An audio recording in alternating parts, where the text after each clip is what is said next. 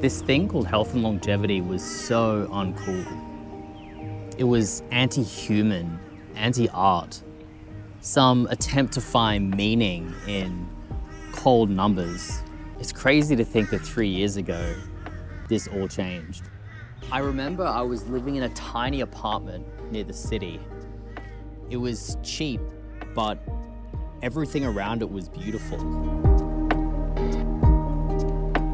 I caught myself one day looking in the mirror, taking some kind of mental stock take of how I've leveled up as a person in the recent years. I was being paid more than ever before, just got a new job. I was on the precipice of completing university, but mentally, physically, I needed to go pro. At risk of sounding unnecessarily dramatic, that was an awakening. Until that point, I was treating health and fitness as a box to just tick. You get sick, go to the doctor. Every day, go to the gym because it's something that you should do. Never really working towards a particular goal. The thing is, at this point in time, I knew about making software. You put a product out into the world, you gather feedback, you use that feedback to update the product, to make it better. You iterate. Why couldn't I do this with my own body? The problem was I had these processes. I could go to the gym. At this point, that was really the only thing I was participating in, but there was no real way to measure how my body was actually doing, as opposed to some kind of felt sense of how I thought I was doing. Yesterday, I was thinking about how I think of health and longevity in my own life, and it takes me back to thinking of when I was a kid. I used to love riding scooters. When I was younger, my friends and I, in 35-degree weather, humid as hell, would ride from the skate park in the suburb that we lived into the city, which was 10 kilometers underneath the burning sun.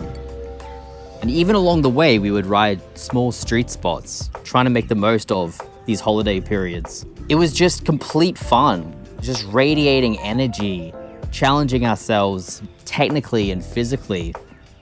It was all about connecting, and it was all about expressing energy.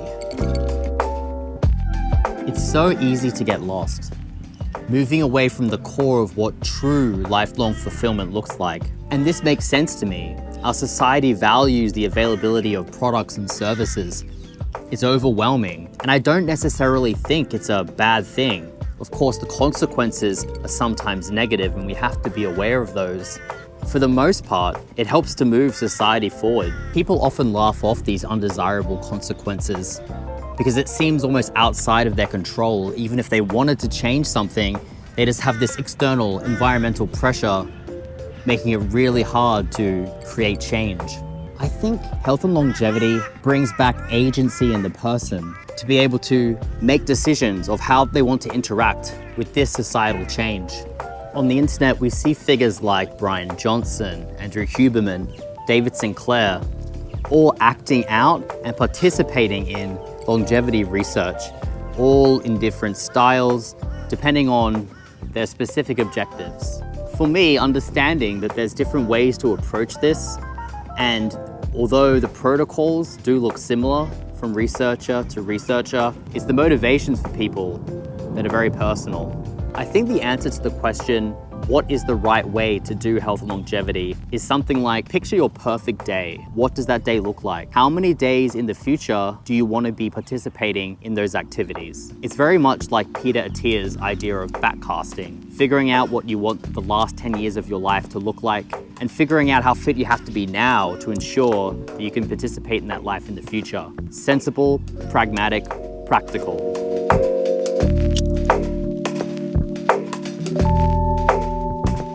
At the time of this video, I support Brian Johnson. But if I can be critical for a moment, I think there's one part that isn't particularly communicated clearly to his audience. And that is that it's the process rather than the diet that is actually the most valued. It is the map rather than the territory. It is the ability to take measurements of the body and then respond and improve those measurements using therapies and medicines, which is the most important. For example, it was one of my goals to improve my lean muscle mass. And if I were to follow the protocol exactly, I wouldn't have been able to achieve an increased muscle mass in a shorter period of time. But what I realize is that it is what it promotes itself to be in some regard. It is a blueprint. It is for people who are starting completely fresh with no idea of what they can do to improve their health and longevity. I'm intending this to be the first video of a series in which I want to unpack some of the ideas around health and longevity. I want to take a slightly different approach. Although we'll talk also about different protocols and methods, I also want to do a little bit of thinking about how we can actually implement this into our own lives in a way that takes a slightly different approach. What do you say after work on a Friday when everyone invites you out to go drinking? How do you approach when your dad is